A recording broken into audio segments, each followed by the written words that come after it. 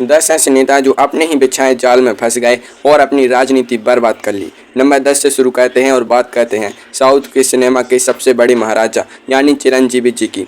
फिल्मों में तो चिरंजीवी जी एक घूंसे से 50 गुंडों को हवा में उड़ा देते थे, लेकिन राजनीति के विलेन ने उन्हें ऐसा पटका कि वो आज तक कमर सहला रहे हैं। साल 2008 में चिरंजीवी को लगा कि जब राज्य की जनता मेरी फिल्मों पर करोड़ों लौटा सकती है तो वोट क्यों नहीं देगी। उन्होंने बड़े ठाट बाट से प्रजा राज्यम पार्टी बनाई, नारा दिया सामाजिक न्याय और बदलाव का। लगा था कि सीधे मुख्यमंत्री की कुर्सी पर जाकर ही ब्रेक मारेंगे, लेकिन राजनीति की वो भूल भुलैया है जहां अच्छे अच्छे चाणक्य रास्ता भूल जाते हैं। चुनाव हुए और जनता ने उन्हें सिर्फ 18 सीटें देकर थिएटर से बाहर का रास्ता दिखा दिया। अब यहाँ पर चिरंजीवी जी ने वो चाल चली जो उनके राजनीतिक करियर के ताबूत की आखिरी कील साबित हुई। उन्होंने अपनी पार्टी का वजूद बचाने के लिए शॉर्टकट लिया और पूरी की पूरी पार्टी का विलय कांग्रेस में कर दिया। बदले में उन्हें केंद्र में मंत्री की लाल बत्ती वाली गाड़ी मिल गई। चिरंजीवी जी को लगा कि उन्होंने तो मास्टर स्ट्रोक खेल दिया है, लेकिन आंध्र प्रदेश की जनता को यह बात बिल्कुल हजम नहीं हुई। जनता ने इसे सीधा सीधा विश्वासघात माना। धोबी का कुत्ता न घर का न घाट का वाली कहावत चिरंजीवी जी पर एकदम सटीक बैठ गई। जैसे ही राज्य का बंटवारा हुआ, कांग्रेस के साथ साथ चिरंजीवी जी की राजनीति भी आंध्र प्रदेश से हमेशा के लिए साफ हो गई। सिनेमा का यह शहंशाह राजनीति में एक छोटा सा साइड रोल भी नहीं बचा पाया और आखिरकार थक हार कर उन्हें वापस फिल्मों का ही रुख करना पड़ा। नंबर 9 पर आते हैं तमिलनाडु की राजनीति के मौन व्रतधारी नेता ओ पन्नीरसेल्वम जी। राजनीति में वफादारी की जब भी मिसाल दी जाएगी, ओ पन्नीरसेल्वम जी का नाम सबसे ऊपर आएगा, क्योंकि जब भी जयललिता जी जेल जाती थीं, ओ पन्नीरसेल्वम जी उनके कुर्सी पर बैठकर रोते रोते मुख्यमंत्री का काम संभालते थे। लेकिन जयललिता जी के दुनिया से जाते ही उनके अंदर का सोता हुआ शेर जाग गया। जब शशिकला जी पार्टी पर कब्जा करने की कोशिश कर रही थी, तब ओ पन्नीरसेल्वम जी ने एक ऐसा दांव खेला जिसने पूरे देश के मीडिया का ध्यान खींच लिया।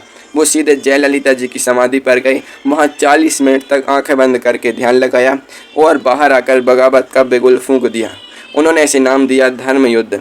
ओ पन्नीरसेल्वम जी को लगा कि इस इमोशनल ड्रामे से तमिलनाडु की जनता उनके पीछे पागल हो जाएगी और वो असली किंग बन जाएंगे। लेकिन वो कहते हैं ना कि सांप और सपेरे की लड़ाई में फ़ायदा हमेशा तीसरे का होता है। ओ पन्नीरसेल्वम जी ने जो जाल शशिकला जी को रोकने के लिए बिछाया था, उसमें वो खुद ही फंस गए। बाद में सत्ता की मलाई चाटने के चक्कर में उन्होंने ई पलानीस्वामी जी के साथ समझौता कर लिया और डिप्टी सीएम की पोस्ट लेकर मान गए।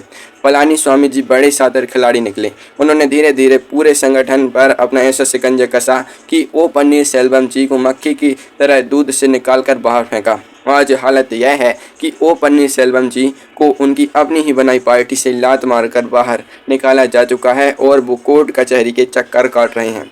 उनका यह धर्म युद्ध उनके अपने ही राजनीतिक करियर का अंत कर गया। नंबर 8 की गद्दी संभालते हैं छत्तीसगढ़ के पहले मुख्यमंत्री अजीत जोगी जी। अजीत जोगी जी ब्यूरोक्रेसी से राजनीति में आए थे, इसलिए दिमाग के बहुत तेज थे। जोड़ तोड़ की राजनीति में उनका कोई सानी नहीं था। साल 2014 में छत्तीसगढ़ की अंतागढ़ विधानसभा सीट पर एक उपचुनाव होना था। अजीत जोगी जी उस समय कांग्रेस में थे, लेकिन पार्टी के भीतर अपनी धाक जमाने और हाईकमान को अपनी ताकत दिखाने के लिए उन्होंने एक ऐसा अंडरग्राउंड जाल बुना जो आज भी राजनीति के काले अध्यायों में गिना जाता है। अजीत जोगी जी ने विपक्षी पार्टी के नेताओं के साथ मिलकर एक सिगरेट डील की और एन वक्त पर कांग्रेस के ऑफिशियल उम्मीदवार के नाम वापस करवा दिया। कांग्रेस पार्टी बिना लड़े ही मैदान से बाहर हो गई। अजीत जोगी जी अपनी इस कामयाबी पर मन ही मन मुस्कुरा रहे थे और उन्होंने क्या गजब की चाल चली है। लेकिन अति सर्वत्र बचते यानी जरूरत से ज़्यादा चालाकी हमेशा ले डूबती है। इस पूरी डीलिंग का एक ऑडियो टेप लीक हो गया।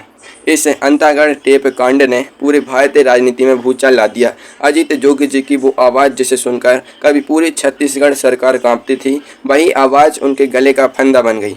चोरी और सीना जोरी का यह खेल ज़्यादा देर नहीं चला। कांग्रेस ने बिना कोई वक्त गवाए अजीत जोगी जी और उनके बेटे को पार्टी से दूध की मक्खी की तरह बाहर फेंक दिया। इसके बाद उन्होंने अपनी नई पार्टी बनाई, बहुत हाथ पैर मारे, लेकिन जनता ने उन्हें पूरी तरह खारिज कर दिया। छत्तीसगढ़ की राजनीति का यह भीष्म पितामह अपने ही बनाए चक्रव्यूह को भेद नहीं पाया। नंबर 7 पर आते हैं पंजाब के बड़े जमींदार और अकाली दल के सर्वे सर्वा सुखबीर सिंह बादल जी। पंजाब की राजनीति में बादल परिवार का एक छत्र राज हुआ करता था, लेकिन सुखबीर सिंह बादल जी ने पार्टी की कमान संभालते ही राजनीति को एक नया मोड़ देने की सोची। उन्होंने सदियों पुरानी धार्मिक और किसान समर्थक पार्टी को एक कॉरपोरेट स्टाइल कंपनी की तरह चलाना शुरू कर दिया। सुखबीर सिंह बादल जी ने वोट बैंक को पक्का करने के लिए एक ऐसा जाल बिछाया जो सिखों की मूल भावना के बिल्कुल खिलाफ था। उन्होंने डेरा सच्चा सौदा के साथ अंदर खाने जैसी ऐसी राजनीतिक सौदाबाजी की जिससे उन्हें लगा कि उनका वोट बैंक कभी हिलेगा ही नहीं। हद तो तब हो गई जब पंजाब में गुरु ग्रंथ साहिब जी की बेअदबी के मामले सामने आए और सुखबीर सिंह बादल जी की सरकार ने इस पर ढुलमुल रवैया अपनाया ताकि किसी भी वर्ग का वोट खराब ना हो। उन्हें लगा कि जनता सब कुछ भूल जाएगी और उनका यह सोशल इंजीनियरिंग का जाल उन्हें हमेशा सत्ता में रखेगा। लेकिन पंजाब की जनता ने उनके इस ओवर कॉन्फिडेंस की ऐसी हवा निकाली कि सुखबीर सिंह बादल जी आज तक समझ नहीं पा रहे हैं कि हुआ क्या। पंजाब के सिखों को लगा कि अकाली दल ने अपने फायदे के लिए अपने ग्रंथ और पंथ के साथ ही समझौता कर लिया। लगा था पेड़ बबूल का तो आम कहाँ से होए। जो अकाली दल कभी पंजाब की सत्ता का एक लौता दावेदार था, वो साल 2022 के चुनाव में दहाई का आंकड़ा भी पार नहीं कर पाया। आज सुखबीर सिंह बादल जी की हालत यह है कि वो अपनी राजनीतिक प्रासंगिकता बचाने के लिए दर दर की ठोकरें खा रहे हैं। नंबर 6 की बात करें तो उत्तर प्रदेश की राजनीति के सबसे बड़े अमर कहानीकार अमर सिंह जी का नाम आता है। अमर सिंह जी वो नेता थे जिनके एक फोन पर बॉलीवुड की महानायक से लेकर देश के सबसे बड़े बिजनेसमैन तक एक लाइन में खड़े हो जाते थे। समाजवादी पार्टी में मुलायम सिंह यादव जी के बाद अगर किसी का सिक्का चलता था तो वो अमर सिंह जी ही थे। अमर सिंह जी की खासियत थी डिवाइड एंड रूल, यानी फूट डालो और राज करो। उन्होंने मुलायम सिंह जी के परिवार के भीतर अपनी पैठ इतनी गहरी कर ली थी कि भाई को भाई से और बाप को बेटे से लड़ाने का हुनर उन्होंने बखूबी आता था। साल 2016 के आसपास अमर सिंह जी ने अखिलेश यादव जी को दरकिनार करने के लिए एक बहुत बड़ा पारिवारिक जाल बुना। उन्हें लगा कि मुलायम सिंह जी हमेशा उनके हाथ की कठपुतली बने रहेंगे और वो अखिलेश यादव जी का पत्ता साफ कर देंगे।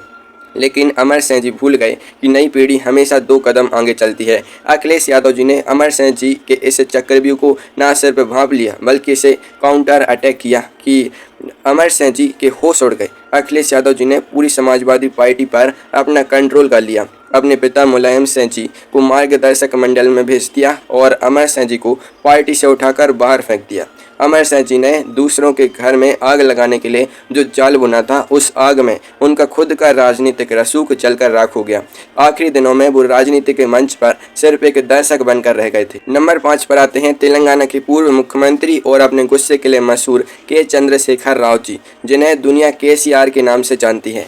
तेलंगाना राज्य को बनवाने का पूरा क्रेडिट केसीआर जी को ही जाता है और इसी वजह से वो लगातार 2 बार राज्य के मुख्यमंत्री भी बने। लेकिन कहते हैं ना कि जब इंसान के सिर पर कामयाबी का नशा चढ़ता है तो वो जमीन छोड़कर आसमान में उड़ने लगता है। केसीआर जी के साथ भी यही हुआ। 2 बार राज्य जीतने के बाद उन्हें लगा कि तेलंगाना तो बहुत छोटा सा राज्य है, अब मुझे देश का प्रधानमंत्री बनना चाहिए। इस नेशनल लीडर के चक्कर में उन्होंने एक ऐसा आत्मघाती कदम उठाया कि अपनी ही बनाई लंका में आग लगा दी। उन्होंने अपनी क्षेत्रीय पार्टी TRS यानी तेलंगाना राष्ट्र समिति का नाम बदलकर BRS यानी भारत राष्ट्र समिति कर दिया।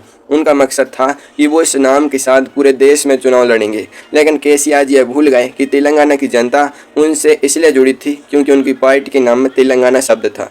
जैसे ही उन्होंने नाम बदला, जनता के साथ उनका वो इमोशनल और क्षेत्रीय कनेक्शन पूरी तरह टूट गया।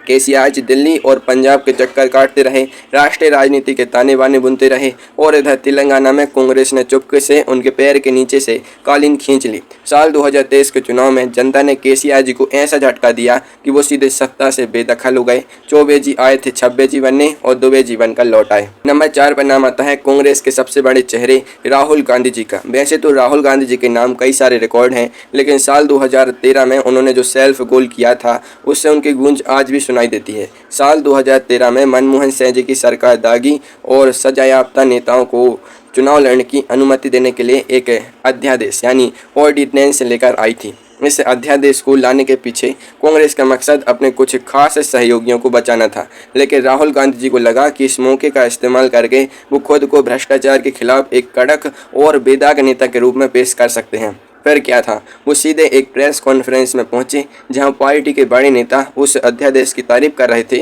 राहुल गांधी जी ने माइक संभाला और सरेआम उस अध्यादेश की कॉपी को फाड़कर बकवास करा दे दिया। राहुल गांधी जी को लगा था कि इस दबंग अंदाज से देश की युवा जनता उनकी दीवानी हो जाएगी। और विपक्ष के मुंह पर ताला लग जाएगा। लेकिन उनका यह दांव पूरी तरह उल्टा पड़ गया।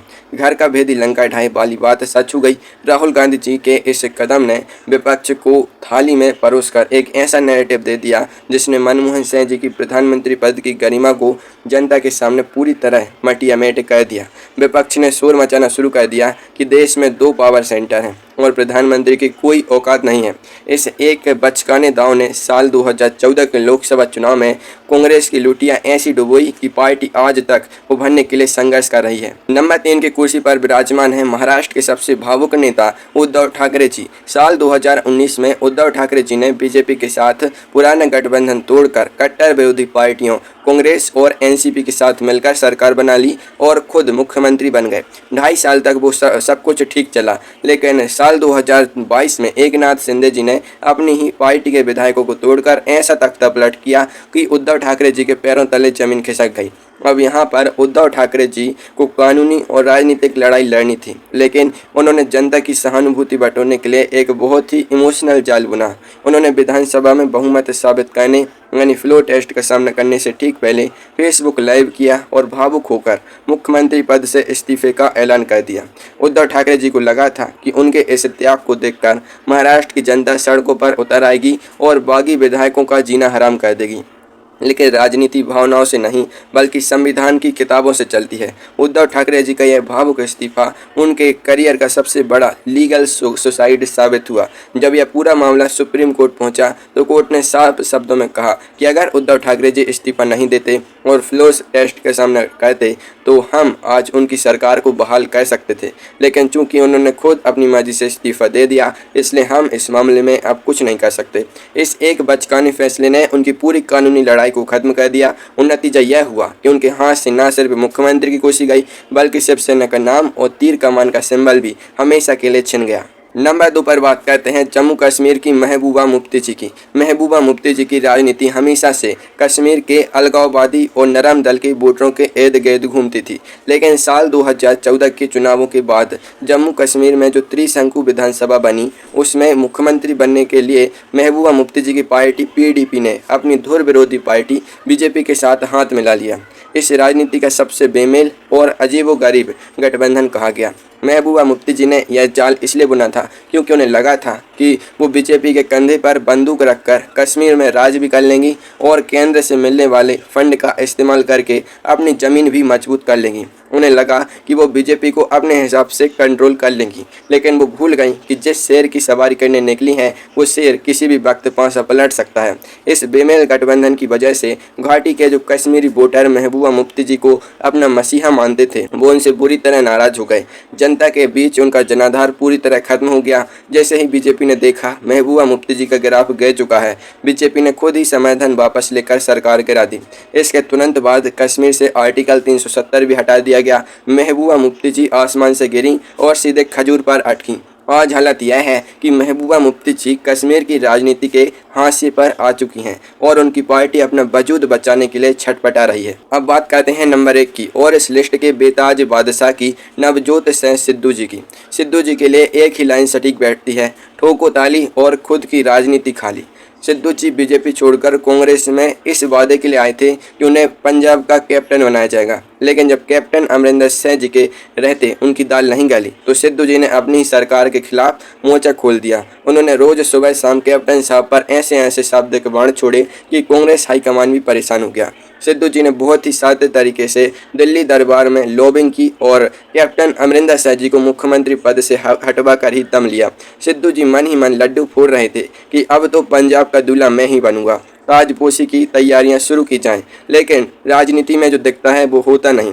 कांग्रेस हाईकमान ने एक ऐसा पासा फेंका कि सिद्धू जी देखते ही रह गए। हाईकमान ने सिद्धू जी को दरकिनार करके चरणजीत सिंह चन्नी जी को पंजाब का मुख्यमंत्री बना दिया। सिद्धू जी के अरमानों पर ऐसा पानी फेरा कि वो बौखला गए।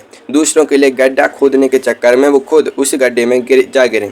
इसके बाद वो चन्नी जी की सरकार के पीछे भी हाथ धोकर पड़ गए। नतीजा यह हुआ कि कांग्रेस के भीतर ऐसा रायता फैला कि 2022 के चुनाव में आम आदमी पार्टी ने पूरी कांग्रेस को साफ कर दिया। सिद्धू जी अपनी खुद की पार्टी भी हार गए और बाद में एक पुराने रोड रेज केस में उन्हें जेल की हवा भी खानी पड़ी। आज सिद्धू जी पंजाब की मुख्यधारा की राजनीति से पूरी तरह क्लीन बोल्ड हो चुके हैं।